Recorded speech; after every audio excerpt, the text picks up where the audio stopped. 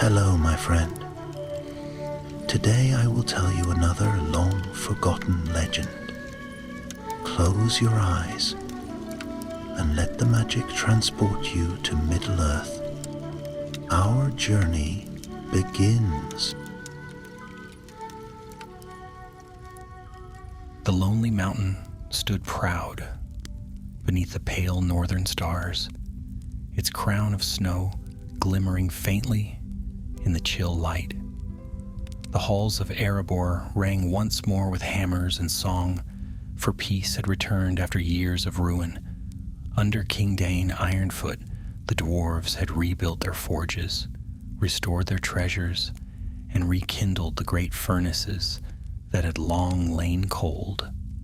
Trade flowed from dale to the iron hills, and laughter could sometimes be heard even in the echoing corridors that had once been haunted by the memory of the dragon. Yet deep within the roots of the mountain, beyond the sound of forge or footstep, something stirred. In a dark chamber sealed by stone and oath, a single gem glimmered with a restless light, the Arkenstone, the heart of the mountain. It had been buried with Thorin Oakenshield, the fallen king under the mountain, who had perished in battle and was laid to rest with honor and grief. For many years, it had slept quietly, but now, faintly, it pulsed, as though a heart still beat within it. The miners who worked near the lower vaults began to whisper of strange things. Tools vanished, shadows shifted against the walls where no torch burned, and now and then, the faint sound of a voice, soft, hoarse, calling names long forgotten, echoed through the rock. Some said it was only wind, others swore it was the voice of Thorin himself, restless beneath his tomb.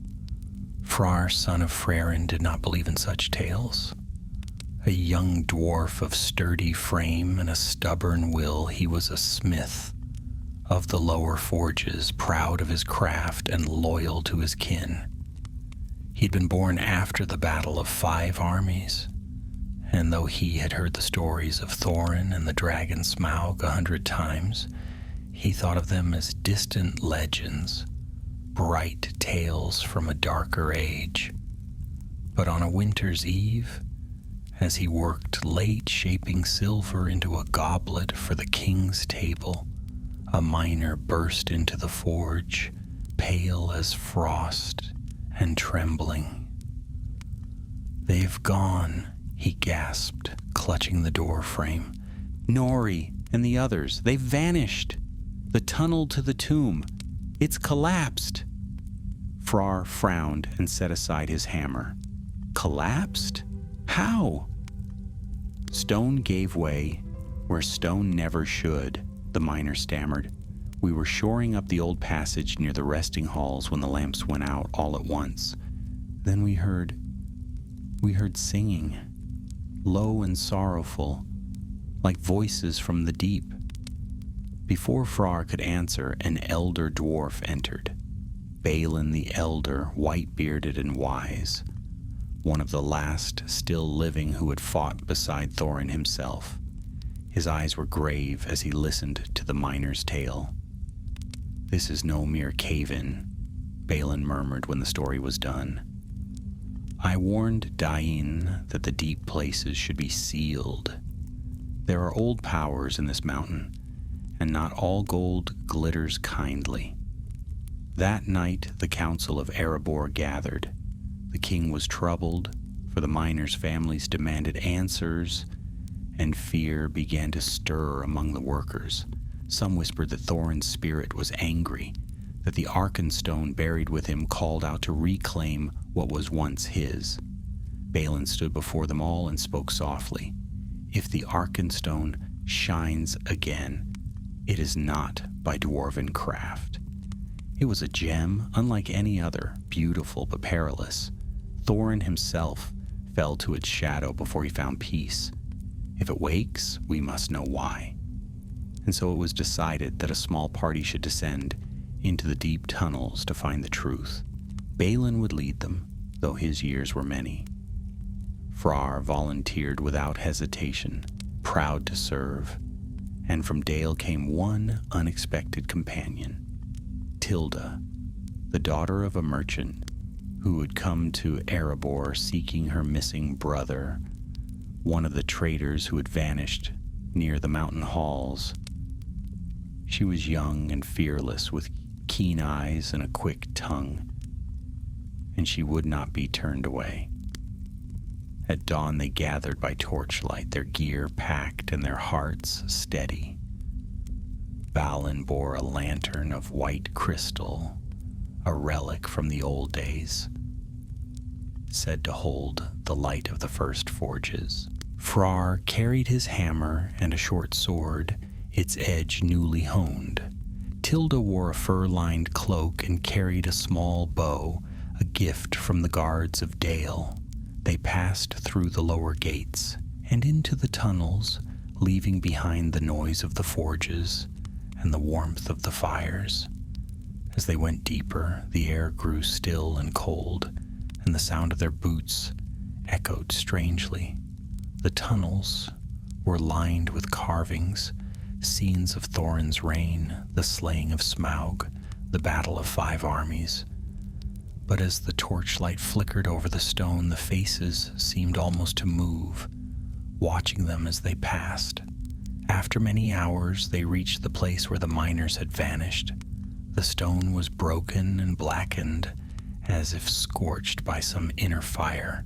Frar knelt and touched the rubble. It was warm. "No pickaxe did this," he murmured. "This stone was melted." Balin's face grew grim. "Then the curse has begun to stir. We must go on, though my heart warns me against it." And so they pressed forward through dust and shadow into the dark, beyond the fallen rock. None spoke. The air was heavy, and every sound seemed swallowed by the earth itself.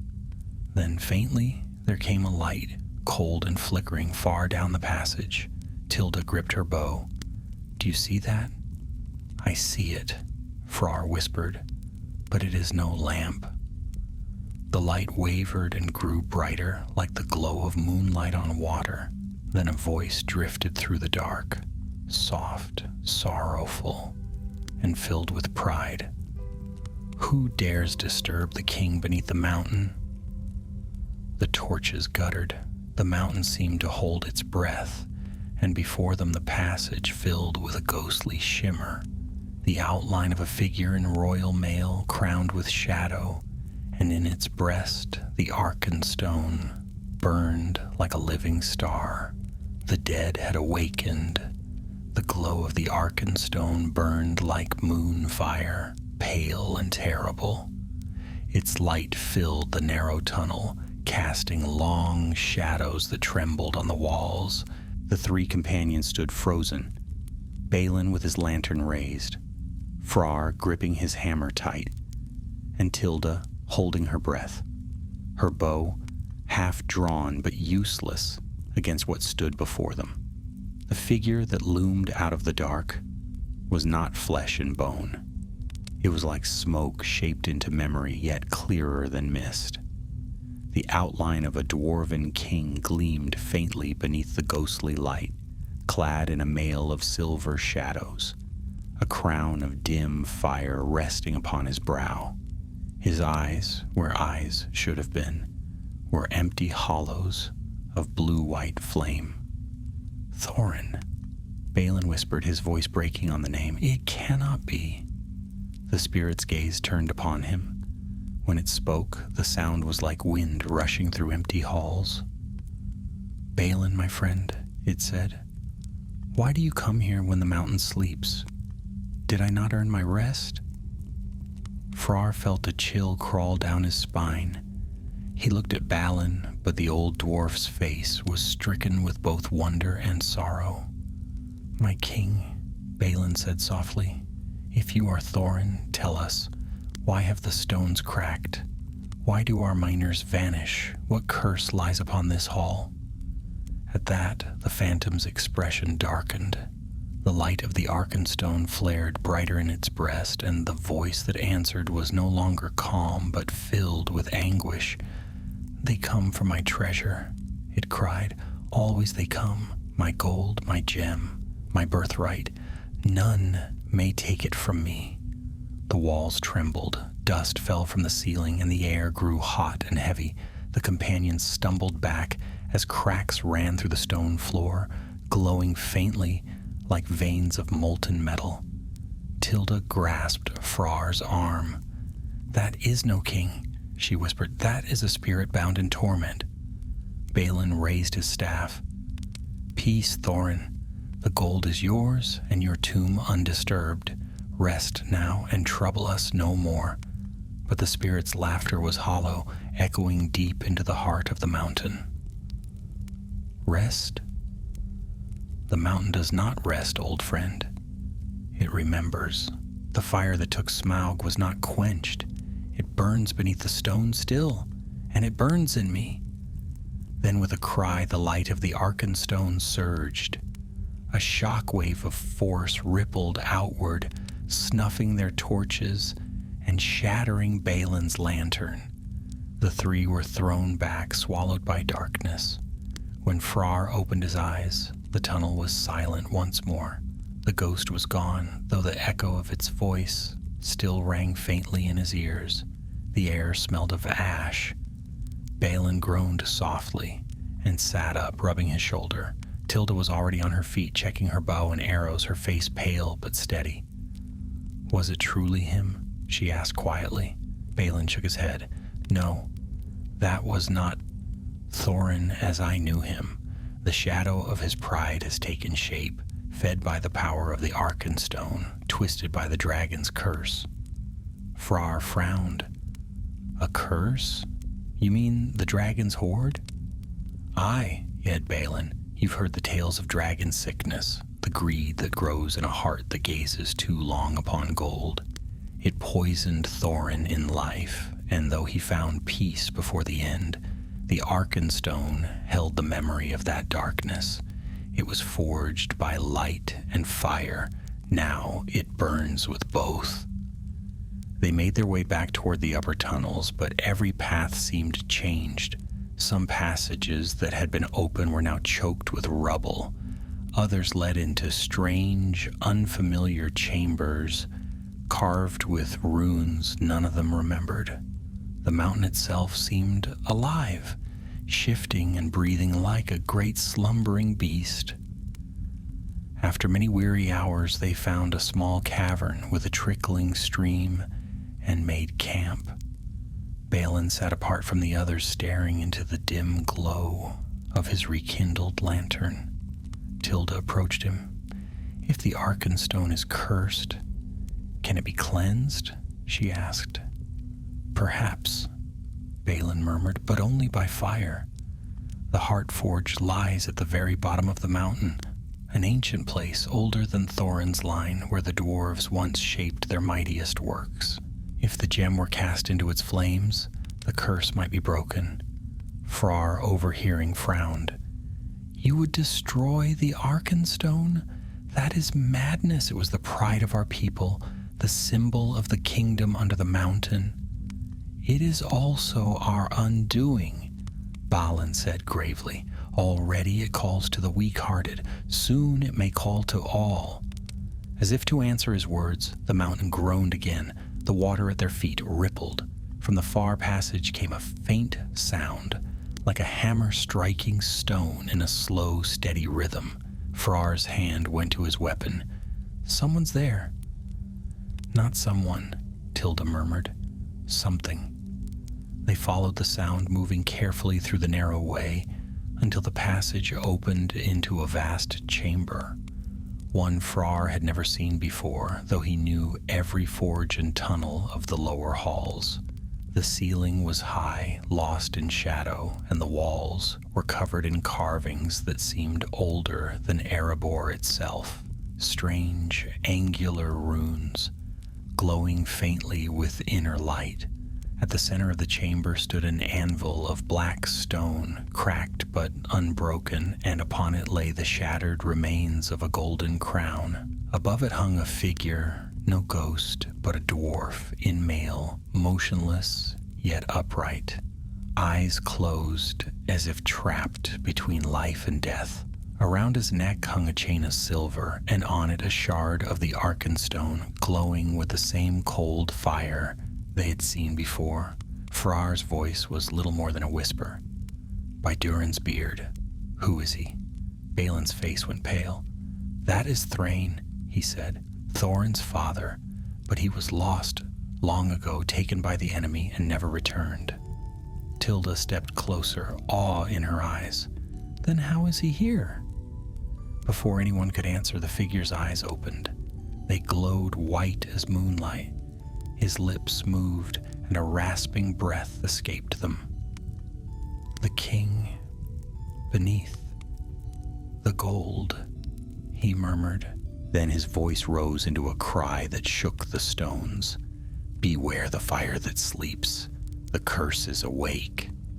The shard around his neck flared blindingly bright, and the chains of stone that bound him shattered.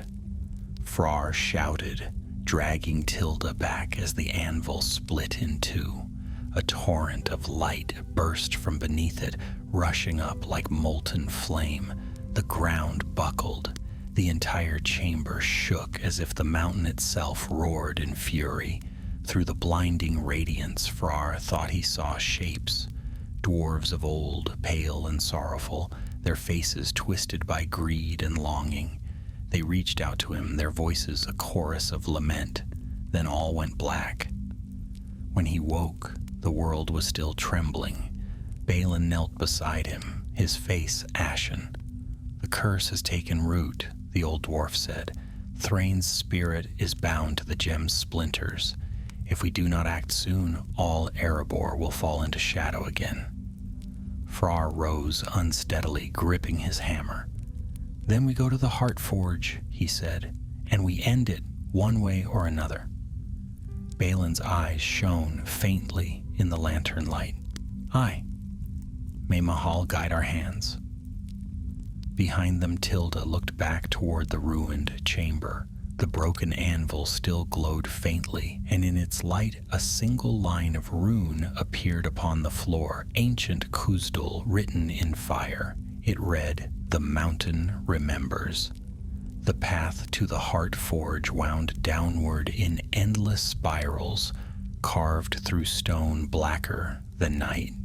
Few in Erebor knew of these deep ways, and fewer still had ever walked them. Once they had been the pride of the dwarves, roads of the old kings, where molten rivers once fed the furnaces that shaped crown and blade alike. But now the forges were cold, their fires long quenched, and the echoes of hammers were replaced by the groaning of unseen things far below. Balin led the way, his crystal lantern glimmering softly in the dark. His steps were steady, but his face was grave. Frar followed close, bearing a torch, and his hammer slung at his side, every muscle tense. Tilda came behind, quiet and watchful, her bow ready, though she doubted any arrow could help them where they were going. For a long while they spoke little. The air grew heavy as they descended, thick with the scent of earth and old ashes. Here and there, they passed the remnants of ancient works, broken carts laden with ore, rusted chains hanging from the ceilings, walls carved with runes so old the words had worn smooth. After a time, Frar broke the silence. "Balin," he said, "why did you not tell the king of this place? Surely Dain should know." Balin sighed. "He knows in part, but there are secrets beneath secrets in Erebor, lad. Even Dain's crown rests upon the bones of kings older than memory. Some things are best left to quiet sleep." Tilda gave him a sharp glance. "And yet we are here to wake them." Balin's mouth twitched in a weary smile. "Aye, little one, so we are." Hours passed. Their torches dwindled to stubs, replaced again and again, until only one remained. At last the tunnel widened into a vast chamber whose ceiling was lost in darkness. Before them yawned a chasm crossed by a narrow bridge of stone. On the far side, faint light flickered, a deep red glow that pulsed like the beat of a living heart. "The heart forge," Balin murmured, his voice hushed. "By Mahal's hand, it still burns." They crossed the bridge one by one, careful with each step. Far below, molten rock shimmered faintly through cracks in the abyss, whispering with a sound like distant waves. When they reached the far side, the light grew brighter until it filled the hall, a furnace vast as a mountain's belly, its walls of dark iron, its fires fed by veins of lava that ran like blood. In the center stood a great anvil wrought of mithril and obsidian, and above it, suspended by chains of gold, hung a hammer far too large for any living hand. The forge roared, and yet no wind stirred. The air was hot, but strangely still. "This place," Frar whispered. "It is as though the mountain itself breathes." Balin nodded slowly.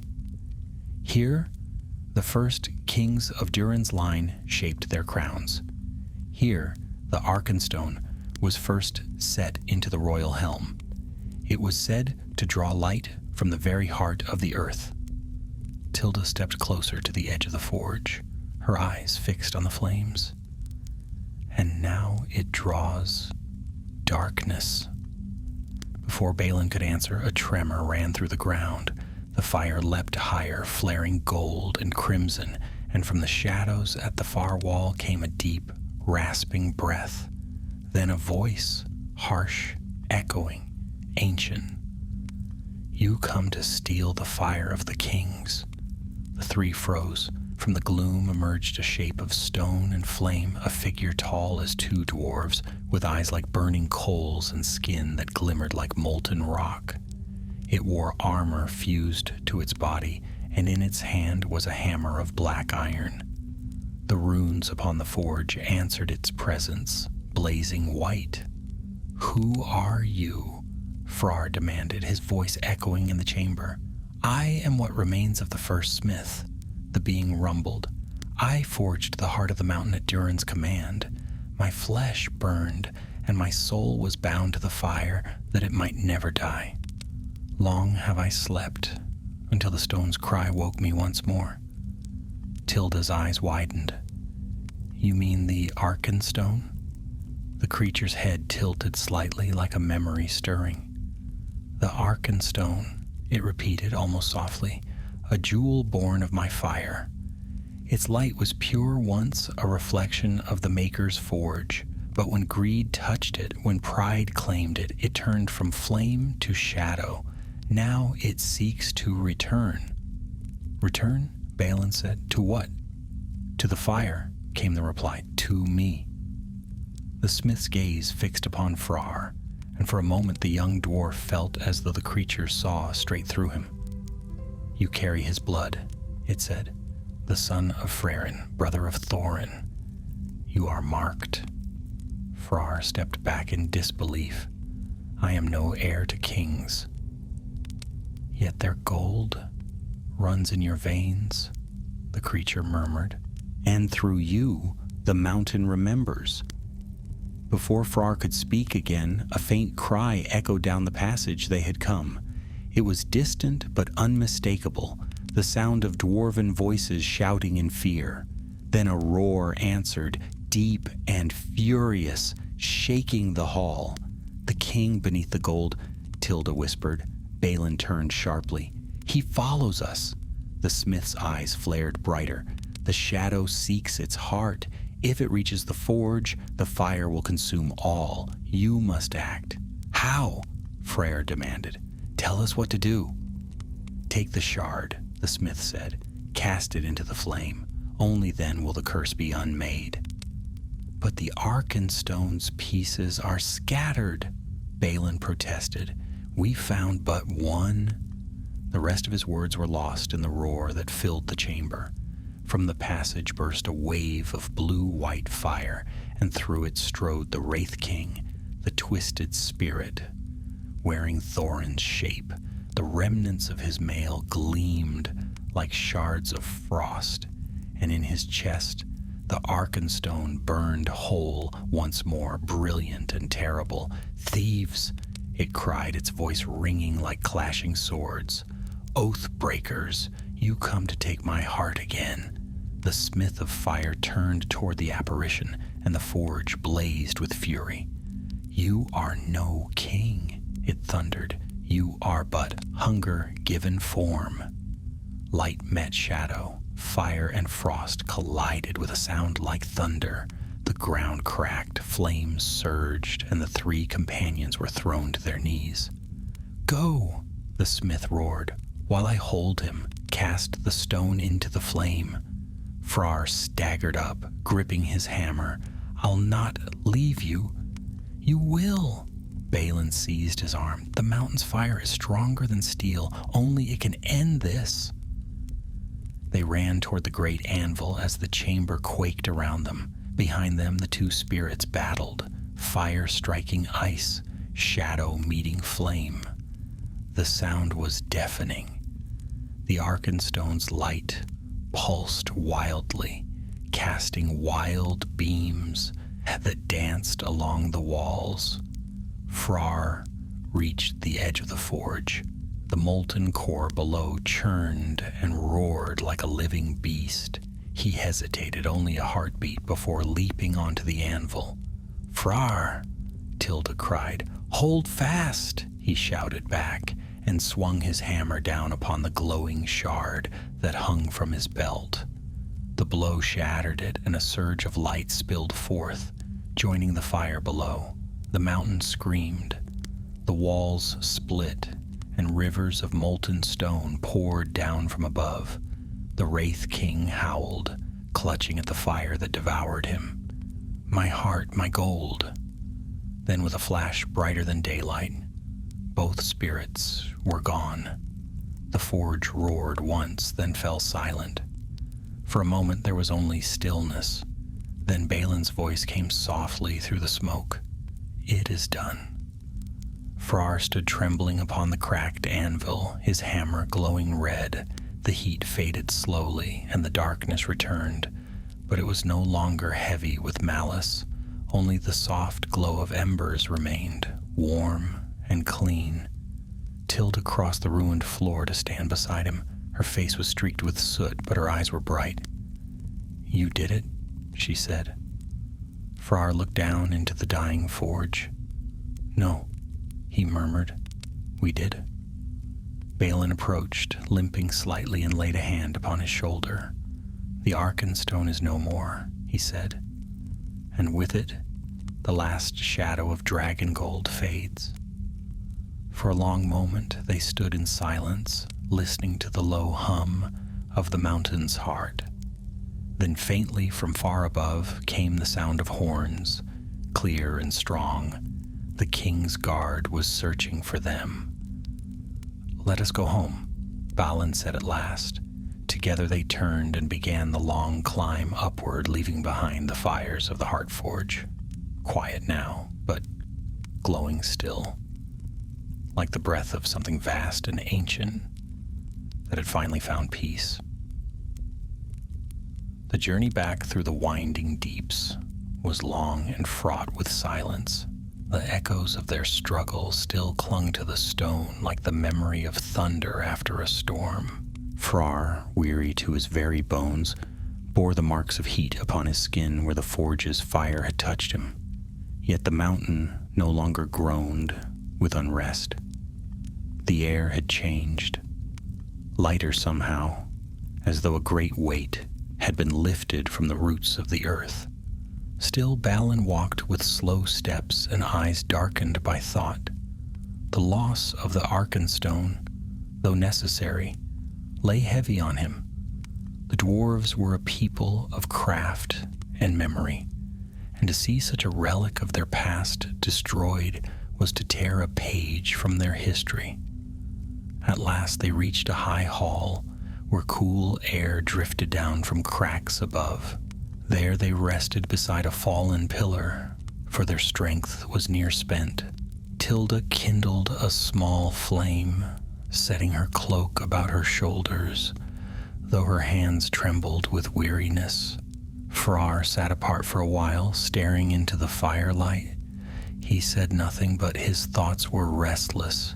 He remembered the sight of Thorin's spirit, proud and broken, and the terrible beauty of the Arkenstone's light as it shattered.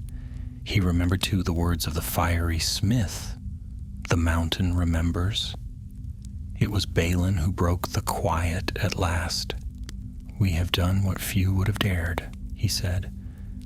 "And yet I cannot help but wonder what price the mountain will demand for its peace." Tilda glanced at him. "You think the curse might return?" Balin shook his head. "No, the curse is ended, I deem. But there is a law older than gold or greed. Nothing in this world is unmade without cost." Frar looked up from the fire. "If that cost was the Arkenstone, it was worth it. Erebor will stand free again." "Aye," Balin said softly, "and yet, without the Arkenstone, the symbol of Durin's pride is gone. Some will say we have lessened the kingdom. Others will see that we have saved it." He fell silent again, and they sat for a time listening to the slow drip of water from the ceiling. Beyond the hall, faint tremors still stirred, like the dying breaths of a great beast. When they rose to move on, they found the passages strangely changed. New cracks had opened, revealing tunnels unseen before, while others had sealed themselves entirely. It was as if the mountain had reshaped itself in the wake of the fire. Through one such rift, they came into a small vault, hidden behind fallen stone. Within it stood a statue of Thorin, long forgotten and blackened with dust. The king, under the mountain, had been carved in his prime, his face stern, yet noble, his hands resting on the haft of Orcrist, the base-born inscription in Khuzdul, almost erased by time. Balin brushed it clean and read it aloud in a voice heavy with reverence. "He sought the light beneath the earth and found both shadow and fire. May his rest be untroubled." Frar bowed his head. "He was not evil," he said, "only proud. The Arkenstone did not create that pride. It only fed what was already there." "Aye," Balin murmured, "and that is the way of all great treasures. Gold and gems have no will of their own, yet they mirror the hearts of those who claim them." Tilda stepped closer, tracing her fingers over the cold stone of the statue. "Then let this place remain hidden," she said. "Let it sleep as he should have done." They moved on after that, following the ascending tunnels, until at last they saw faint daylight ahead. When they emerged, it was morning, clear and cold, with a soft wind sweeping down from the snow peaks.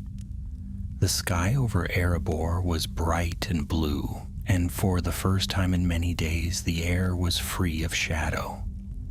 At the great gate they were met by Dain's guards, who had been searching for them since the mountain's convulsions began. The old king himself awaited them in the high hall, seated upon the throne of stone. When Balin and Frar entered, he rose at once, his eyes bright with concern. "By Durin's beard," Dain said, "we feared the mountain had swallowed you. What has happened below?" Balin bowed deeply before answering. "The curse of the Arkenstone is ended, my king, but the gem itself is gone, consumed in the fire that birthed it." A murmur passed through the gathered dwarves. Dain's brows drew together, and for a moment sorrow shadowed his face. "Gone?" he repeated. "Aye," Balin said quietly. "It could not be saved. The stone had turned foul, and the spirit of Thorin himself was bound to it. We freed him by destroying the gem, and the mountain's heart burns clean again. Dain said nothing for a long while. Then he gave a slow nod. So be it. The Arkenstone was a wonder of our people, but no jewel is worth the return of darkness. Erebor shall remember this day not for its loss, but for its deliverance. He turned to Frar. You, son of Frerin, you have done honor to our house. The fire of Durin's line still burns in you. Frar bowed low, humbled by the words. I did only what needed doing, my lord. The true strength lay in the hands beside me. He glanced at Balin and Tilda, who smiled faintly at the praise. That night a great feast was held in the halls of Erebor.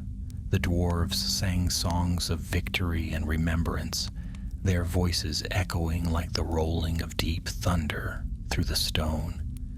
Yet beneath the joy lay a quiet mourning for the loss of the Arkenstone, a symbol of their history, now returned to the earth from which it came. As the feast wore on, Tilda slipped away to the outer balcony, where the stars shone bright above the valley. The wind carried the scent of pine from the forests below. Frar found her there, leaning upon the rail, her hair stirred by the mountain air. You'll return to Dale soon, he said, coming to stand beside her. She nodded. My brother's gone, but I will carry his tale home. The merchants and miners will know the truth of what happened. They were silent for a moment, watching the stars. Then she turned to him with a faint smile. You are brave, Frar. Foolish at times, but brave. He chuckled softly. My father said much the same. I think it runs in the blood. Below them, the forges glimmered with steady light, and the sound of hammers drifted faintly through the open gates, a sign that life and labor had returned in peace. Balin joined them not long after, his face lined with weariness but softened by a small, contented smile. The songs they sing tonight will be remembered for generations, he said, and though the Arkenstone is no more, I think Thorin would be at peace at last. Frar nodded slowly. He died seeking a kingdom, but perhaps now he has found a home. Aye, Balin murmured, and perhaps we all have. The wind stirred again, carrying the faint echo of the mountain's heart, deep, slow, and steady. It was not the restless growl of old, but a calm breath, as if the very stone slept peacefully once more, and though the fires of the Heartforge still burned far below, they burned now, as they once had in ages past, not as a curse, but as a promise that the mountain's heart and the hearts of those who dwelt within it would endure. For the mountain remembers, but now it remembers peace. Spring came at last to the lands about the lonely mountain. Snow melted from the high passes, and the river running swelled with bright water from the thaw.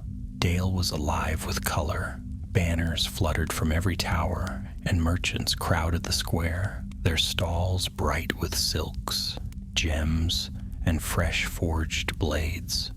The shadow that had once crept across the north had lifted, and the people went about their work with song. Yet within Erebor's halls, the memory of what had passed was not easily forgotten. Though peace had returned, strange dreams troubled many.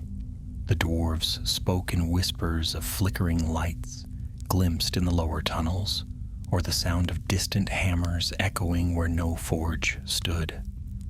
Balin, though reassured that the curse was broken, spent his days studying the oldest records, seeking to understand the fire that had awakened beneath the mountain. Frar, meanwhile, had returned to his craft, shaping silver and iron with steady hands. His fame grew swiftly, for the tale of the Heartforge had spread beyond Erebor. Men of Dale came to see the young smith who had cast down the Arkenstone's curse, and the king's guard often brought him commissions for blades and armor. Yet though the forge fires burned bright, Frar's heart was restless. The memory of the mountain's fire haunted him still, the vision of Thorin's spirit, and the words carved in flame. The mountain remembers. One evening, as he worked late in the smithy, the door creaked open and Balin entered. The old dwarf leaned on his staff, his beard gleaming white in the firelight. "You work as though gold itself were hidden in your anvil," Balin said with a faint smile. "What troubles you, lad?" Frar set down his hammer. "I cannot forget what I saw, Balin. The fire spoke. It was no mere forge. It was alive. I keep thinking there must be more beneath the mountain than even you or I know." Balin nodded slowly. "There is truth in that. Erebor was ancient before Thorin's line first claimed it. The world is deep, Frar, and the roots of things run farther than we can see." He came closer, lowering his voice. "There is something I have not yet told the king. After the fire fell still, I found a piece of stone near the heart forge, smooth and clear, but cold as death. It was not of the Arkenstone, yet it held a light within it. I fear the mountain's heart may yet keep a secret." Frar frowned. "Where is it now?" "In my keeping," Balin said. "Locked away until I know what it means." Before Frar could answer, a horn sounded faintly from the gates above. One long note, deep and urgent. Balin's head turned sharply. "That is the call from the Northern Guard," he said. "Trouble on the road." They made haste to the great gate, where Dain and his captains stood upon the wall. Below, the slopes of the mountain shimmered with the red light of torches. Riders approached, men of Dale, weary and dust-covered. Among them rode Tilda. She dismounted quickly and strode forward, her face pale beneath the torchlight. "My lord king," she said, bowing briefly, "we bring ill tidings. Strange things move in the gray mountains. Traders have vanished, and some say they've seen fire in the night, like the breath of a dragon." A murmur spread through the gathered dwarves. Dain's expression darkened. "A dragon?" he repeated. "There are none left in the north." "So we thought," Tilda replied, "but something stirs there. The herds have fled from the high valleys, and the ground trembles at times, as if something vast shifts beneath it." Frar's gaze met Balin's, and he saw the same thought reflected there. "The fire," he whispered, "it has not gone out. It has moved." That night the council met in the king's chamber. Maps were unrolled, and the talk was long. Some urged caution, saying it might only be rock slides or the mischief of outlaws. Others feared a greater peril. At last, Dain spoke. "We cannot risk the peace we have bought," he said. "If there is a fire stirring in the north, we must know its cause before it grows." He turned to Frar. "You have walked where few would dare. You know the signs of the mountain's wrath better than any. You will go north to the gray mountains and learn what truth lies there. Balin shall advise you, and Tilda, if she wills, may go as messenger between Dale and Erebor." Tilda bowed. "I will go." Balin sighed but nodded. "And I will go too. I am not yet so old that I cannot lift a staff in need." Thus it was settled. At dawn they set forth, 3 travelers once more as before. They rode north through the Vale of Dale, where spring flowers grew along the river banks, and the songs of men mingled with the cries of birds. The road wound upward into the highlands, where the air grew thin and cold. Days passed, and the green slopes gave way to barren stone. The gray mountains rose before them like a wall, their peaks sharp and white against the sky. The land was empty save for the whisper of wind and the cry of distant hawks. On the 5th night, they made camp beside an old ruin, remnants of a dwarven watchtower half buried in snow. Tilda lit a small fire and Balin drew from his pack a piece of parchment covered in runes. "This is a map of the old mining roads," he said. "In the elder days, our kin delved deep here seeking mithril and gems. Some say the fires of the earth were stronger beneath these peaks. If something now stirs there..." He did not finish, but Frar knew his thought. That night, Frar dreamed. He stood once more in the Heart Forge, but the fires were gone, replaced by endless dark. Then far away a light flickered. A single ember, glowing red. He stepped toward it, and a voice whispered through the blackness. "The mountain's fire is not bound to stone. It moves as breath through the earth, seeking new air." He awoke with a start, the dream still burning in his mind. The fire had moved north, just as the signs in Dale had shown. When morning came, they pressed onward. The land grew harsher, snow swept across the passes, and the ground trembled faintly beneath their feet. Then, as the sun dipped behind the peaks, they saw it. A faint red glow upon the horizon, pulsing like a hidden heart. Tilda drew a sharp breath. "It's true," she whispered. "There is fire." Balin's face was grave. "Aye, but whether it be dragon or something older, I cannot yet say." They approached cautiously, descending into a narrow valley ringed by cliffs. The air grew hot, and the scent of sulfur filled their nostrils. At the valley's end yawned a great fissure, from which rose smoke and dim flame. Frar peered down into the chasm, and there, far below, he saw the unmistakable gleam of gold. Coins, crowns, and jewels lay scattered among the rocks, their luster warped by heat. Balin's voice trembled. This was once a hoard. Long ago a lesser worm dwelt here, Skatha's kin slain in the elder days. Its bones were thought long gone. "Then what woke it?" Tilda asked. Frar's gaze was fixed upon the fire below.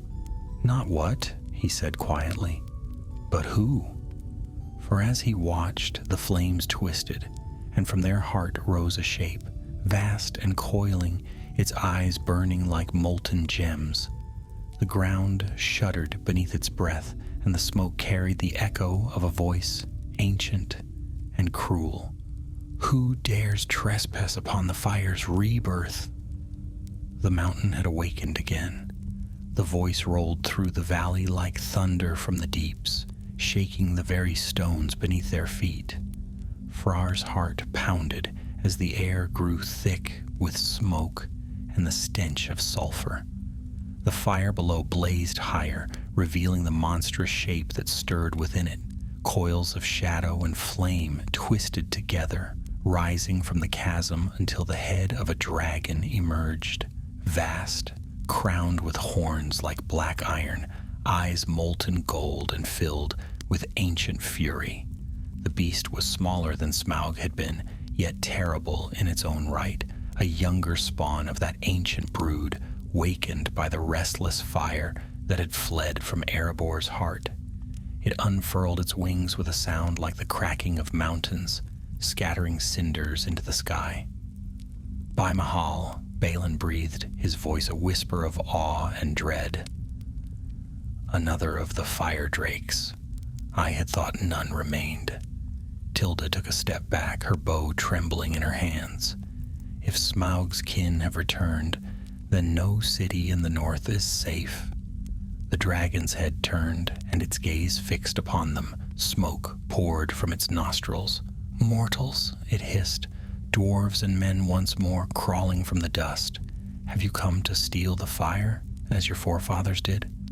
Frar found his voice, though his throat was dry as sand. "We seek no treasure, serpent. we come to learn what stirs beneath the mountains. The dragon's laughter was like the clash of stones. What stirs? I stir. For ages I slept in ash and silence, my kind slain, my fire quenched. But the earth burned again. The call of the heart reached me. I am reborn from its flame. Balin's eyes widened. The heart forge, the fire that once dwelt beneath Erebor. It has found a vessel. The dragon spread its wings, and the ground quaked beneath its weight. The fire is mine, it roared, and through me it shall rise again. The north will burn, as it did in the elder days. Flames burst from its jaws, sweeping across the valley. The three barely escaped the inferno, diving behind a ridge as heat scorched the stone around them. "Run!" Balin shouted. "We cannot fight it here." They fled into a narrow ravine, the dragon's roar echoing above them. The firelight turned the snow to steam, and the air burned in their lungs. When at last they found shelter beneath an overhanging ledge, they collapsed, panting and half-blind from the smoke. Frar pressed his hand to his brow. It said the fire called to it. The heart's flame, it must have carried the curse beyond Erebor. Balin leaned heavily against the rock, his breath ragged. Aye, the forge fire was no mere heat, it was bound with spirit and craft, the breath of creation itself. When Arkenstone was unmade, that power fled seeking another vessel. It found the drake's bones and woke them. Tilda looked out across the ravine, where the glow of the dragon's fire painted the cliffs crimson. Then we have loosed another doom upon Middle-earth. Frar shook his head fiercely. No, we ended one, and we will end this too. They rested until the dawn's first light touched the peaks, though sleep came little to any of them. When morning broke, the valley was filled with smoke and silence. The dragon had returned to its lair, and the fires smoldered deep below. Balin drew forth a small stone wrapped in cloth, the shard he had found near the heart forge. Even in the pale daylight, it glowed faintly with inner light. "This," he said softly, "was part of the fire's spirit. It may be that we can use it to bind the creature again, if we find the place of its birth." Frar looked to the cliffs. The old mining tunnels, the dwarves of Durin's day dug deep here. If any remnants of their forges remain, we might find what we need. They climbed higher into the mountains, following half-buried paths that wound through ruins long forgotten. Pillars of ancient stone jutted from the ice, carved with runes so worn they could barely be read.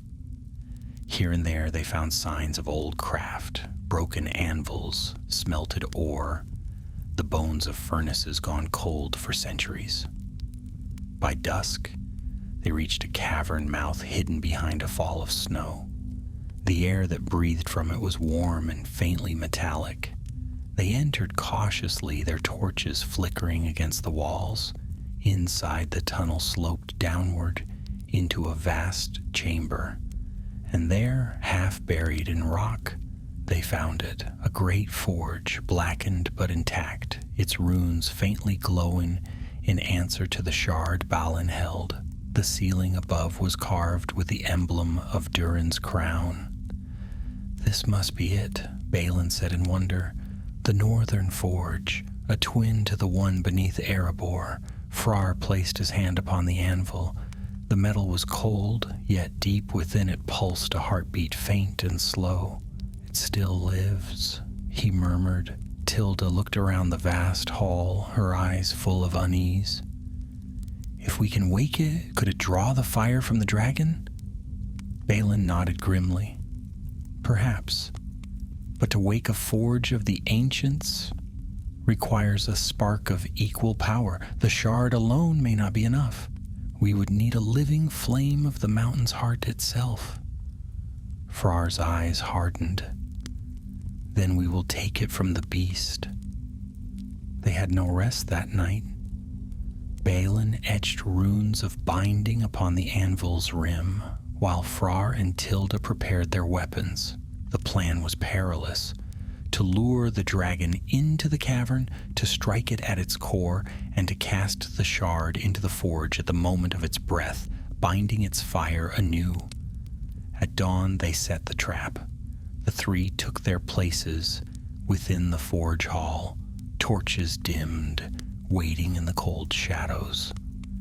Frar's hands trembled not with fear, but with the weight of fate.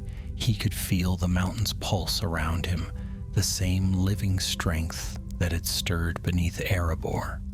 When the dragon came, the ground trembled. Its roar filled the tunnels, and the air turned to flame. The creature forced its way into the cavern, its eyes blazing with hunger and hate. "I smell the firestone," it hissed, its voice shaking the walls. "You dare bring it here?" Frar stepped forward, his hammer raised. "We dare!" The dragon lunged, jaws wide, and Frar leapt aside as fire poured across the floor. The heat was unbearable, yet Balin's runes held. The flames bent inward, drawn toward the anvil's core. Tilda loosed arrow after arrow, their heads tipped with oil that burned bright upon the beast's scales. "Now!" Balin cried. Frar hurled the glowing shard into the heart of the forge. A blinding light erupted, brighter than any flame, and the air rang with a sound like 1,000 hammers striking in unison. The dragon shrieked, its body writhing as the light coiled around it. The forge awoke. Fire poured upward, not wild but bound, twisting around the beast in chains of molten gold. Its roar turned to a scream, and then silence. When the light faded, the dragon was gone.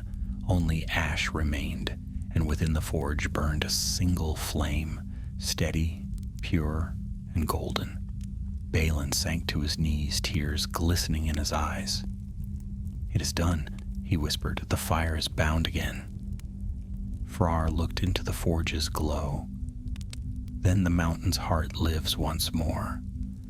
But this time it will serve craft, not greed." Tilda smiled faintly, the firelight dancing in her eyes. "Let it be the forge of peace, not of pride." And as the sun rose over the peaks of the gray mountains, its light fell upon the new forged flame, bright and clear, a promise that the fire of creation, though perilous, could yet be mastered by those who bore it with wisdom. Far below in the deeps of Erebor, the stone stirred once as if in quiet answer. The mountain remembered, and this time it remembered hope. The fire of the northern forge burned steady and clean, a golden heart pulsing within the deep. The hall glowed with its light, bright enough to drive away the shadows that had lingered for ages untold. The chains of molten gold that had bound the dragon's spirit hardened into veins of shining ore across the stone floor, gleaming faintly like rivers of sunlight. Frar, Balin, and Tilda stood before the forge, their faces drawn with weariness yet lit by wonder. "It is a thing of great power," Balin said softly, staring into the molten flame. "A gift of the maker's first craft, to see such a forge awaken again. It is more than I dared to dream in my long years." Frar leaned upon his hammer, his breath still heavy from battle. "And it is free of the dragon's taint?" Balin nodded slowly. "Aye. The fire is pure once more, bound to the earth, not to pride or greed. The curse that fled Erebor has been sealed." Tilda, ever practical, cast a glance toward the tunnel from which they had come. "Then let us leave this place before it decides to sleep again, and take us with it." They laughed softly, the first laughter in many days, and began their climb back toward the upper passes. But the road was long, and the weight of what they had done clung to their hearts like the memory of thunder after a storm. The dragon's lair was silent now. Its treasure melted into rivers of gold that flowed and hardened like frozen sunlight. The mountain's fire had taken back what once was stolen. When they emerged into the open air, dawn was breaking across the peaks. The first light of morning spilled over the cliffs, gilding the snow with a pale gold that mirrored the forge below. The air was thin and sharp, and the world seemed very still. Tilda drew her cloak tight.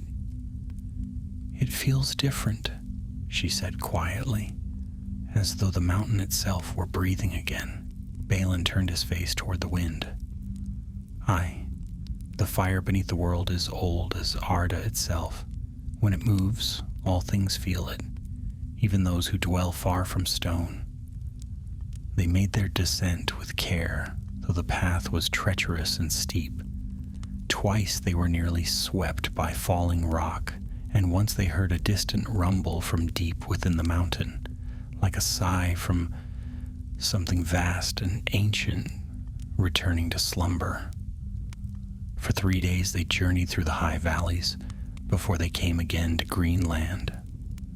Smoke from Dale's chimneys rose faintly in the distance, and the river running glittered like a silver thread winding toward the south. Their return was met with joy and awe, for many had thought them lost to the wilds. King Dane received them in the great hall beneath the carved arch of the throne of stone. The golden light of the forge fire reflected in the polished pillars, and the air hummed faintly with the deep voice of the mountain. Frar knelt before the king, laying his hammer upon the steps. "My lord," he said, "the fire that fled Erebor is bound again. A forge burns anew in the gray mountains, its flame pure and steady.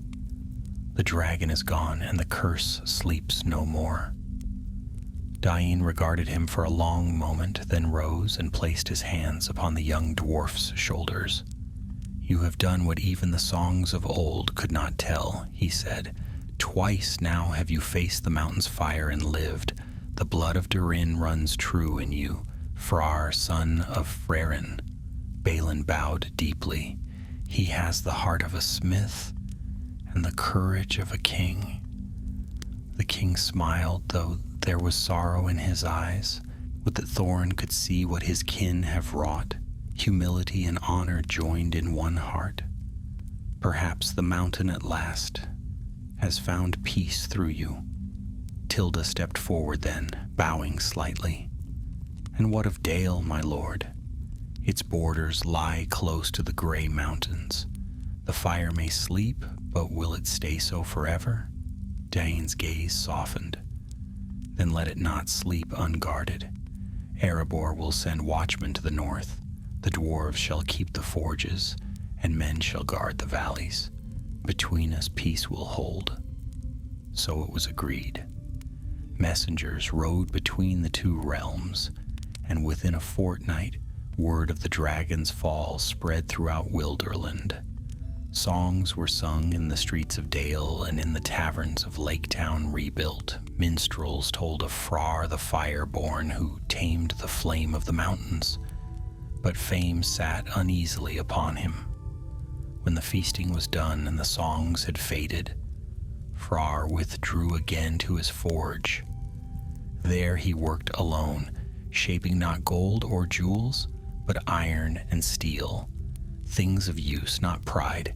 He made tools for farmers and blades for the king's guard, plain yet strong, each marked with a small rune, a mountain crossed by a single flame. Balin often visited him, bringing news or a word of wisdom. The old dwarf's eyes gleamed with quiet pride, yet he seemed restless, as if another road still called to him.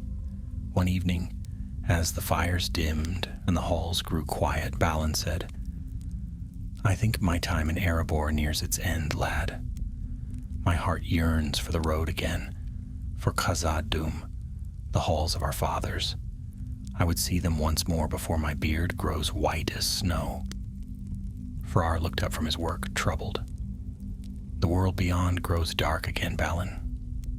Are you sure the road is safe? Balin smiled faintly.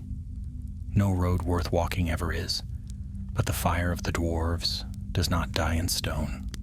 It travels, as the forge fire did, seeking to kindle new light. Perhaps that is the Maker's design.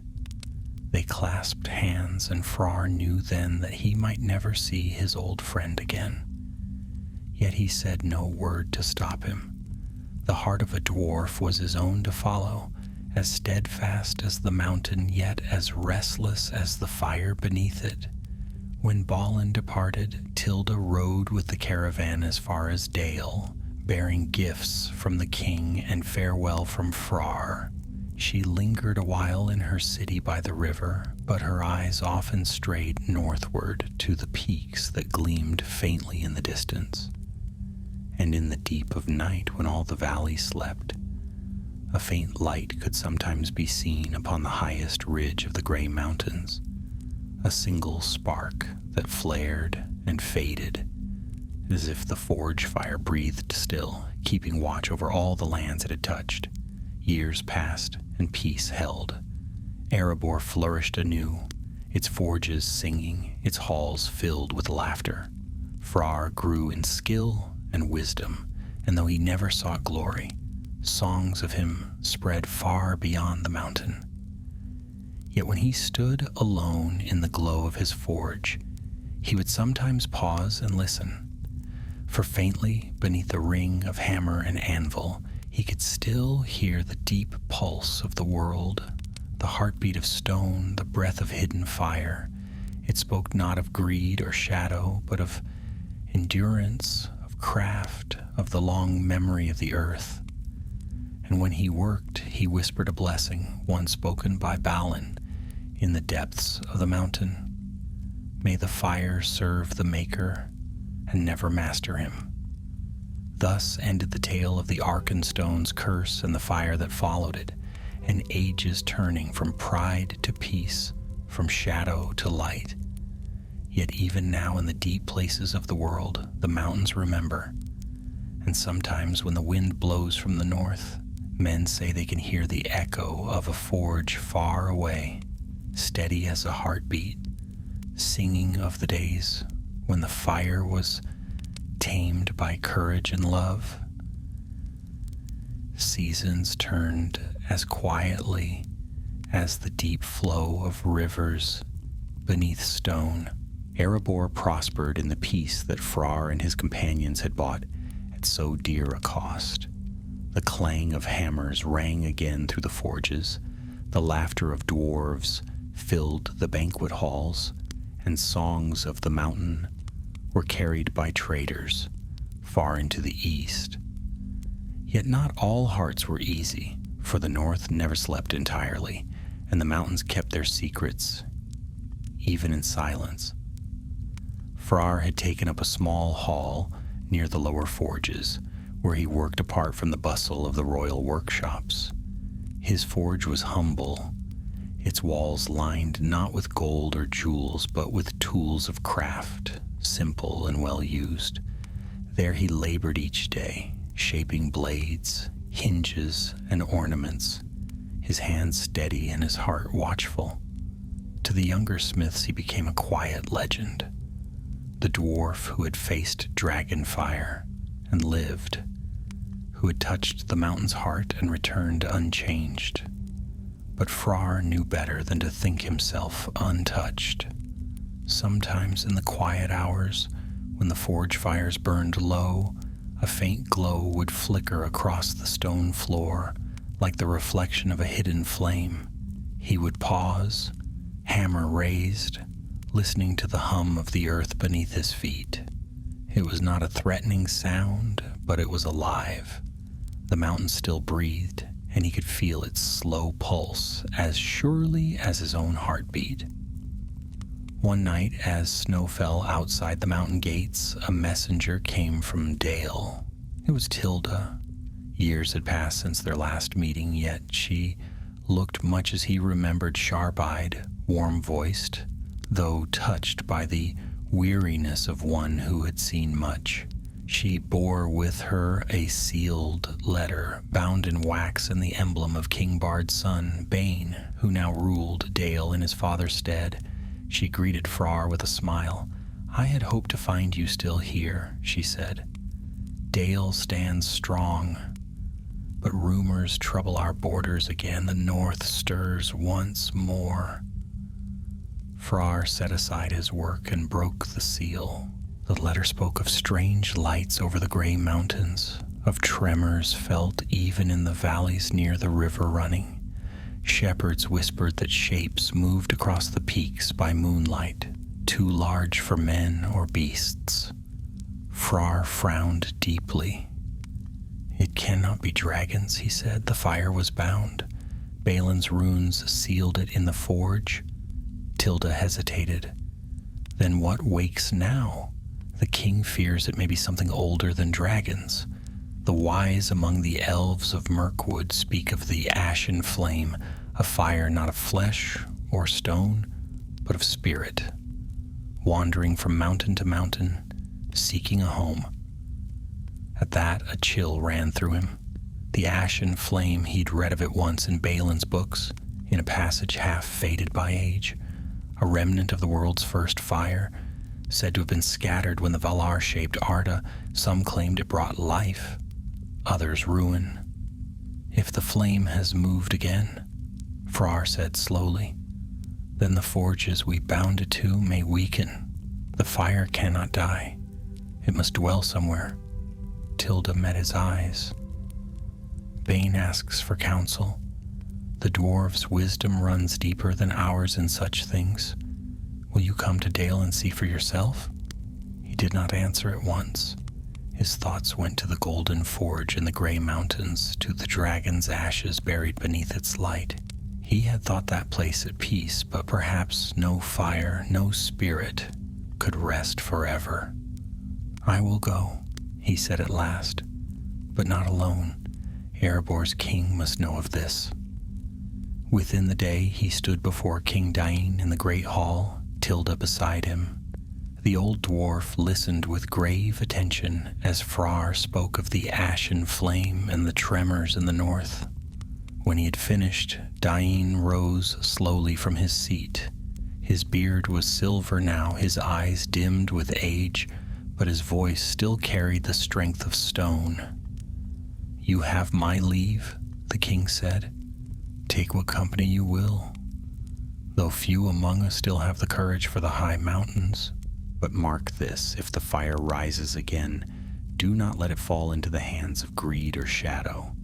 The world has paid dearly enough for its gold-born hunger." So it was that Frar gathered a small company of dwarves, skilled in stone and craft, and set out with Tilda once more toward the north. The journey was long and hard. The winter had been fierce, and snow still clung to the high passes. For days they trudged through frozen valleys where only wind and eagles dwelt. Yet as they neared the gray mountains, they saw signs that chilled their hearts, streaks of soot on the snow, stones blackened as by fire, and in the distance a faint red shimmer at twilight, as if the very air smoldered.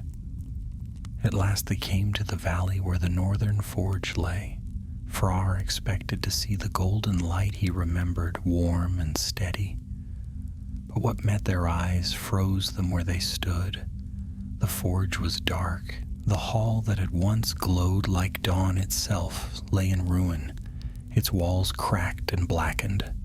The veins of molten gold that had run through the floor were dull and lifeless, and a smell of burnt metal hung in the air. The great anvil lay split in two, and the runes Balin had carved were shattered. Tilda's voice trembled. "Frar, what has happened here?" He knelt by the broken forge, running his hand across the cold stone. "The fire is gone," he said, "but it did not die. It left. Something called it away." One of the dwarves who had come with them pointed toward the far wall where a deep tunnel yawned. From within it came a faint glow, pale and unsteady, like the pulse of a dying ember. They followed it into the depths, the air growing hotter with each step.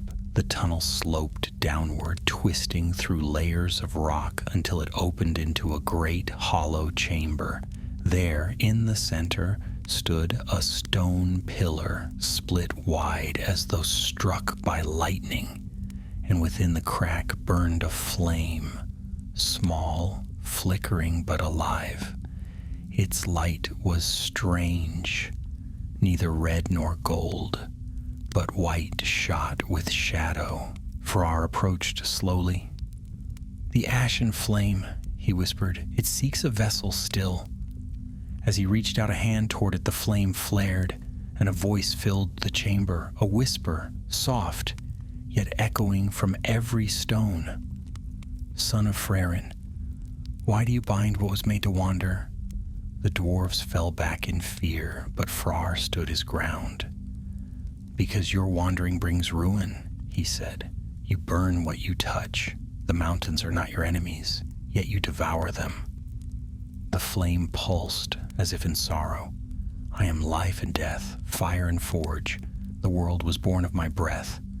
Would you chain it again?" Farrar's heart trembled, but he did not look away. "No chain," he said, "only balance. Let the fire dwell in craft, not in destruction." The flame wavered, its light dimming to a soft glow. Then slowly it withdrew into the stone, vanishing like breath into mist. The heat faded. Silence returned. Tilda came to his side. "Did it yield?" she asked. He looked at the stone, where faint white runes now gleamed along the crack. "No," he said quietly. It listened. They sealed the chamber with iron doors and marked it with warning sigils before turning back toward Dale. The mountains were still again, and the sky above them burned gold with sunset. Tilda smiled faintly as they walked. "So ends another tale of fire." Farrar shook his head. "Not ends," he said. "Fire never ends. It only changes shape." And far behind them, deep beneath the peaks, the faintest glimmer stirred once more in the cracks of the world, waiting, patient, eternal. The mountains remembered still. Winter passed again, and the snows of the north melted into the long rivers that wound down from the gray mountains to Dale. The scars left by the wandering flame began to fade, and the grass returned to the valleys. Yet for all the peace that settled upon the land, Farrar felt no rest within himself. The flame's voice lingered in his mind like a half-forgotten song, both haunting and beautiful. It had spoken not as an enemy, but as something ancient and lonely, older even than the making of stone. He returned to Erebor in silence with Tilda and the dwarves who had followed him. King Dain received them in the great hall with warmth and relief, yet his gaze grew troubled when he heard of the ashen flames awakening. "Fire that speaks with its own will," he murmured. "Such things belong to the world's beginning. I wonder if even the wise could tell us its true nature." Farrar bowed his head. "It is sealed again, my lord. Not destroyed. Perhaps it never can be. But it will trouble us no more for now." Dain nodded solemnly. "You have served us well, Farrar, son of Frerin, but I see in your eyes that the fire you carry is not only of the forge. You are restless. Perhaps the mountain's peace cannot hold you long." Farrar gave a faint smile. "The mountain taught me much, my king. But yes, my heart stirs when I hear the call of the wind through the high passes. There's a song in it, a song I do not yet understand." The king laid a heavy hand upon his shoulder. "Then follow it when the time is right. The world still needs those who remember the old fires and do not fear their light. So Frar returned to his hall near the forges. He worked, as always, with quiet purpose. Yet when the day's labor was done, he would walk the long tunnels beneath the mountain, feeling the stone beneath his hand and listening for the deep voice of the earth. It was on such a night when the moon rode high and the halls were hushed that he found Balin's old chamber empty, the hearth cold, the scrolls scattered. On the table lay a single letter sealed with wax, bearing the mark of Khazad-dûm. The script was Balin's own hand, written in haste. To Frar, son of Frerin, if you read this, then know I go to reclaim the lost halls of our fathers. The call of Khazad-dûm is stronger than my years, and I can no longer turn aside. The deep places remember me, and I must see if they will welcome me once more. Do not follow. My road is mine alone. If fortune smiles, we will meet again beneath the light of Durin's crown. Frar read the letter twice, then thrice, and each time the ache in his heart grew heavier. He knew that Balin's dream of reclaiming Moria was noble, but also perilous beyond measure. Still, he could not find it in himself to despair. The old dwarf had always believed that the fire of their people would outlast shadow and time alike. He folded the letter and placed it carefully among his things, saying softly, "May the forge fire guide you, old friend."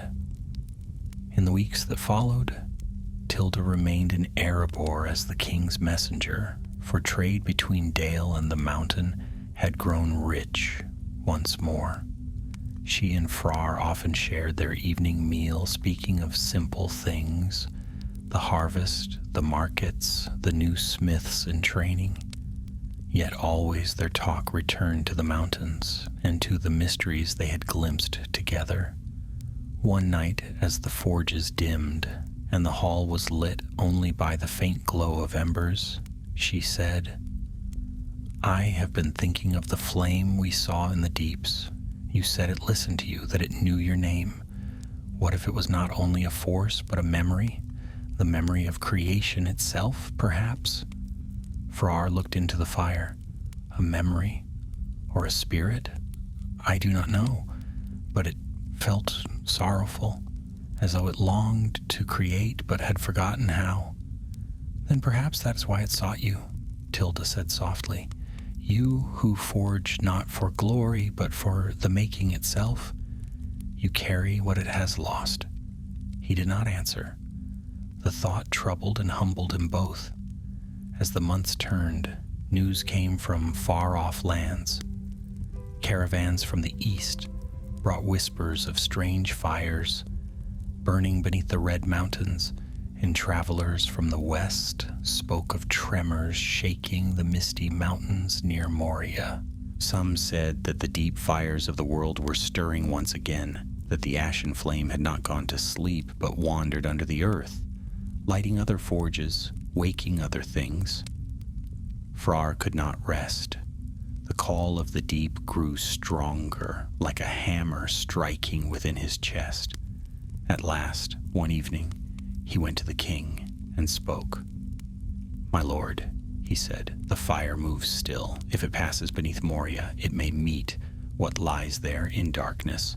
Balin has gone into those halls, and though we have no word of his fate, I fear he may not be alone. I would seek him." Dian's face was grave. "You would go to Moria? Few who enter its gates return." "I would try," Frar said simply, "for the sake of my friend and for the fire that calls me. I cannot ignore it." The king studied him for a long while, then sighed deeply. "You have the heart of your line, Frar. I will not forbid it. Take what you need and go with my blessing. But promise this, if the darkness is too deep, turn back. There is no shame in returning to the light." So Frar prepared once more for the road. Tilda came to him before dawn, her eyes bright though sorrow shadowed them. "You will not go alone," she said. "I have no wish to walk in the dark halls of Moria, yet I will not see you vanish as Balin did. The world owes us no peace, Frar, but we can choose not to face its fires alone." He tried to dissuade her, but she only smiled. "You forget I have walked through dragon fire already. What is one more darkness?" And so together they left Erebor once more, riding west through the long valleys, their path lit by starlight. Behind them, the mountain stood silent and strong, its peaks silver in the moonlight. Ahead lay the shadowed lands, the ruins of old kingdoms, and the long road to the Dimrill Dale. As they rode, Frar felt the mountain's pulse fading behind him, replaced by another, deep, distant, steady. Somewhere far to the west, beneath endless stone, another forge beat like a buried heart. It was not the fire of wrath or curse this time, but something older still, the pulse of the world itself.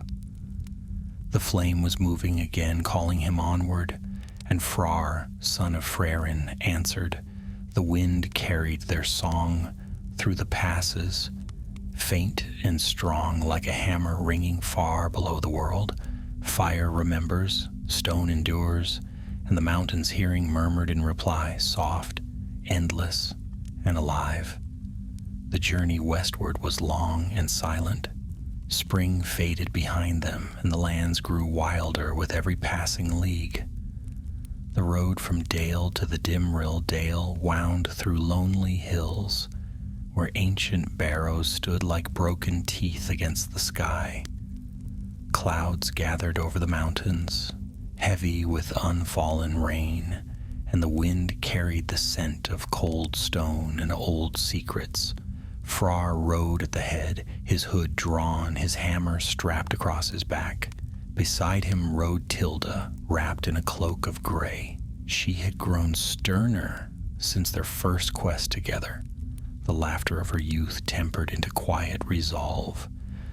The hardships they had shared had bound them closer than words, and though they spoke little, their silence was not an empty one. When night fell, they made camp beside a ruined watchtower that stood on a low hill overlooking the western plain. There they kindled a small fire, though Frar kept it hidden behind a screen of stones, wary of eyes that might watch from afar. Tilda gazed into the flames, her face soft in the glow. "Do you think Balin still lives?" she asked quietly. Frar stared into the darkness beyond the firelight. "I would hope so," he said. "Balin was wise, and the halls of Khazad-dûm were once strong. Yet I fear the place is not empty. The very air in the west smells of old sorrow." She nodded, her brow furrowed. "And the fire? You still feel it, do you not?" He touched the silver rune that hung around his neck, a token forged from the last ember of the northern forge. "Aye," he murmured, "it burns still, though softly. The flame has not perished, only moved. I feel it beneath the earth, like the breath of a sleeping giant. It is close now, too close." They slept little. The night was full of sounds, the sighing of the wind through hollow stones, the faint rumble of distant thunder that was not thunder at all, but something deeper. By dawn they reached the edge of the Dimrill Dale. Mist clung to the hollows, and before them rose the walls of the misty mountains, vast, sheer, and gray as the bones of the world. There, half buried beneath the cliffs, stood the ancient gates of Khazad-dûm, black and silent. The doors were marred by time and battle, the carvings faded, the runes long unread. No song of welcome stirred the still air. Tilda shivered. "So this is the greatest of dwarf kingdoms," she whispered. "It feels more like a tomb." Frar dismounted and laid his hand upon the stone. Once these gates opened to light and laughter, he said softly. Now they open only to memory. He pressed his palm against the runes, speaking the old words of opening. For a moment, nothing happened. Then, faintly, a light shimmered along the stone, and the doors groaned open with a sound like the sighing of ages. A breath of cold air issued forth, heavy with dust, and the faint scent of forge smoke. Frar lit a torch, and they stepped within. The vast entrance hall stretched before them, its pillars carved like the trunks of stone trees, their roots lost in shadow. Dust lay thick upon the floor, and the silence was so deep it seemed to hum in their ears. Only the drip of unseen water broke the stillness. Frar's torchlight fell upon carvings along the wall, scenes of dwarves at labor, of kings crowned beneath the mountain of forges blazing like suns. But all were cracked and worn, their glory long vanished. This was once the heart of our people, Frar murmured. Balin dreamed of restoring it. Tilda's gaze swept the dark halls, and yet there is no sound of his hammer. They passed through the outer halls, their footsteps echoing. Now and again they found signs of Balin's company. Rusted armor, a broken lantern, a mark in Kuzdul scratched into the wall. Baruch Khazad. Yet there were no bodies, no bones. It was as though the stone itself had swallowed them whole. After many hours they reached the Chamber of Records. The door hung from its hinges, and within the air was heavy with ash. Shelves of scrolls had long since turned to dust, but on a single stone table lay a book, its cover blackened, its pages half burned. Frar brushed away the soot, revealing Balin's hand. His throat tightened as he read. We have found the upper halls fair and wide, though dimly lit. The forges sleep, but their heat lingers. I feel the old fire beneath the floor. The deep places are not empty. We have kindled the first flame anew. The mountain stirs, and we rejoice. Tilda placed her hand gently upon the page. He felt it too, the same fire. Frar nodded, and it answered him. As he spoke, a faint tremor ran through the floor. Dust drifted from the ceiling. The torch flickered. From far below came a low rhythmic sound, like a heartbeat, slow and deep. Tilda's eyes widened. Frar, what is that? The fire, he whispered. It is awake. The tremor grew stronger, and the sound deepened into a roar that rolled through the halls. A crack split the floor, glowing with red light. The air grew hot and thick. Then from the darkness beyond the door, a shape began to form, a tall shadow, vast and terrible, wreathed in flame. Frar drew his hammer, his voice barely a breath. No, it cannot be. The figure loomed, eyes like coals, its outline shifting as if made of smoke and fire. It spoke, and its voice filled the chamber like thunder rolling in a forge. Who disturbs my rest? Tilda stepped back, her bow trembling in her hands. Frar, what is it? He stared in horror. A Balrog, he said, a fire spirit of the elder days. One of Morgoth's own. The creature's laughter was like iron shattering. Long have I slept beneath this stone, it said. I felt the fire move through the earth, fleeing from mountain to mountain.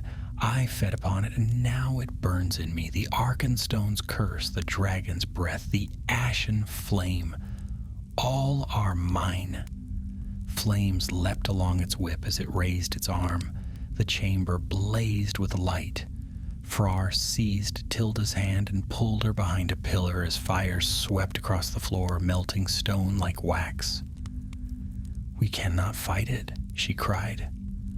No, he said grimly, but perhaps we can contain it. From his belt he drew the silver rune, the last spark of the northern forge. It gleamed with pale light, cool and steady amid the inferno. "This is the fire's true heart," he said. "If I cast it into the forge below, it may draw the spirit back into the depths." Tilda's eyes filled with fear. "If you do that, you may not return." Frar looked at her, a faint smile on his lips. "The mountain remembers, Tilda, and so must I." Then, before she could stop him, he turned and ran toward the fissure. The Balrog roared, its whip striking the ground in fury. Frar leapt across the glowing cracks, the rune blazing in his hand. He flung it into the chasm with all his strength. For a heartbeat, all was still. Then light exploded upward, white and pure, engulfing the hall. The roar of the fire was swallowed by a great silence. When Tilda opened her eyes, the chamber was empty. The cracks were sealed, the air cool once more. Of Frar there was no sign, only the faint glow of the rune etched upon the stone floor, shining like a star. She sank to her knees, tears on her cheeks, and whispered, "The fire serves the maker and never masters him." Far above, the wind swept through the Dimrill Dale, carrying the faint echo of hammer on anvil. The mountains shuddered once, then grew still. The fire had been tamed again, but its song, soft and eternal, lingered in the deep places of the world. When the fires of Khazad-dûm fell silent, a great stillness spread through the deep halls. The air cooled, as though the mountain itself exhaled in weary peace. Tilda stood alone amid the ruin, her torch flickering weakly against the soot-streaked pillars. Around her lay the remnants of an age, the cracked stone, the melted bronze, and the faint scent of ash that lingered like sorrow. Of Frar there was no sign. The fissure that had split the floor was sealed now by smooth, unbroken stone. Where he had stood, a single rune glimmered faintly, the mark of Durin's line crossed with the flame of the forge. The light from it pulsed slowly, as if echoing the beat of a sleeping heart.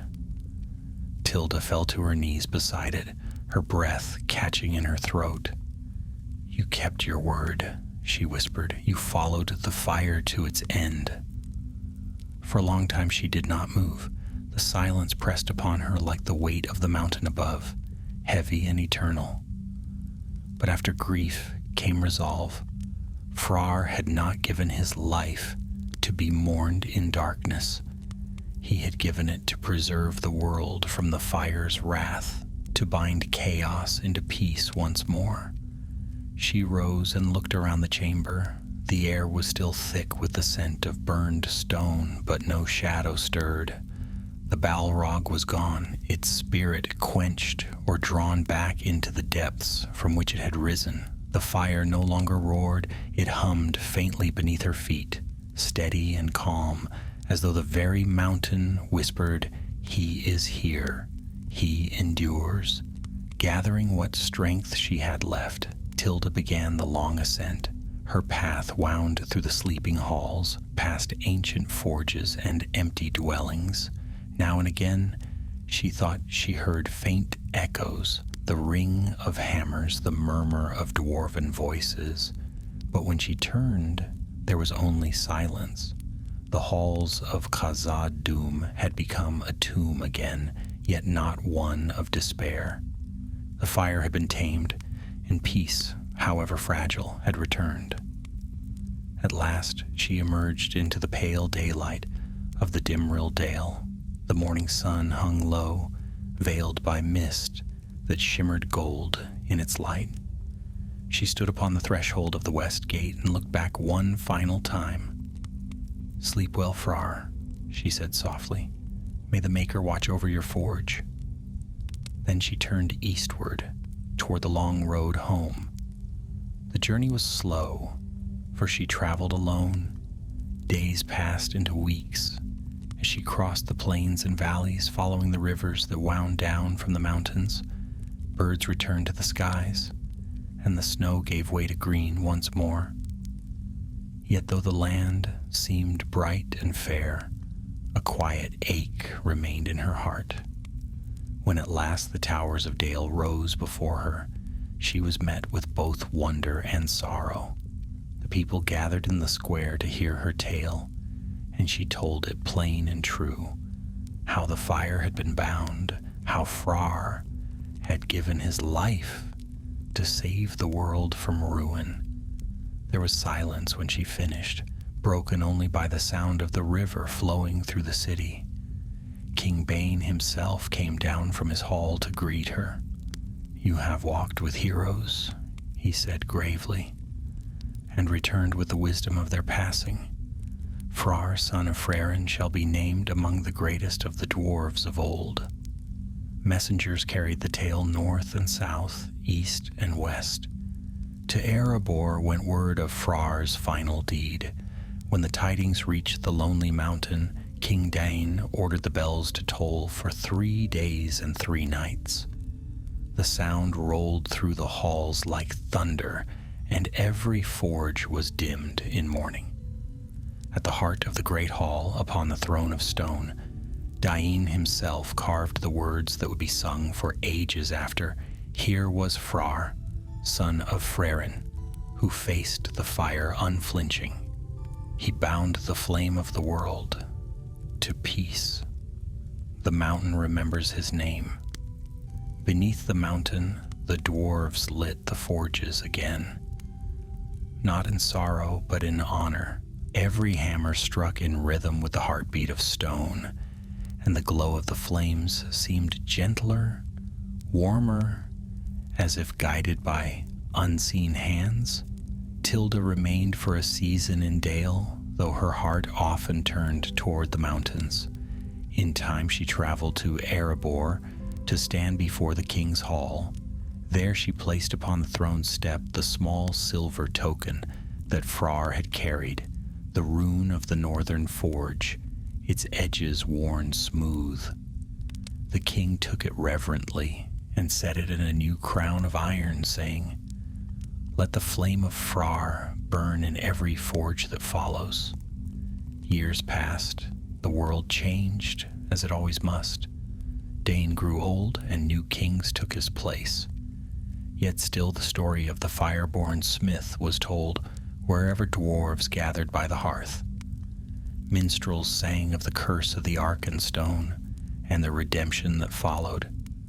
The tale of greed turned to wisdom, of shadow to light. And when they spoke Frar's name, they did so not with mourning, but with pride. In the deep places of the world, the fire endured. It glowed softly in every forge, in every hearth, in the hearts of those who shaped the earth's gifts with care. The mountain's breath no longer roared with hunger. It sighed contentedly, as though remembering a promise kept. Some said that on certain nights, when the moon was full and the forges were silent, a faint ringing could be heard beneath the ground, the echo of hammer on anvil, steady and sure. The dwarves would pause in their work and smile, knowing the sound well. "The smith still works," they would say. "He shapes the fire for the maker now." As for Tilda, she grew old in Dale, honored among her people. Her hair silvered, her hands grew frail, but her eyes never lost their light. Often she would walk to the edge of the city and look toward the distant mountains, their peaks gleaming white in the sun. On her final evening, when the sky was streaked with gold and crimson, she stood once more upon the balcony of her home and whispered into the wind, "The fire serves the maker and never masters him." A warmth passed through the air then, soft as the breath of spring. For a heartbeat she thought she saw him, Frar, standing in the glow of a forge that burned with no smoke or flame, his face calm, his hammer lifted in greeting. Then the vision faded, and the light of evening deepened into night. But the fire did not die. It lived on in the forges of Erebor, in the songs of Dale, in the deep veins of the mountains, where the world's heart still beat unseen. And those who listened closely could sometimes hear its whisper, as old as time itself. The mountain remembers, and so it did.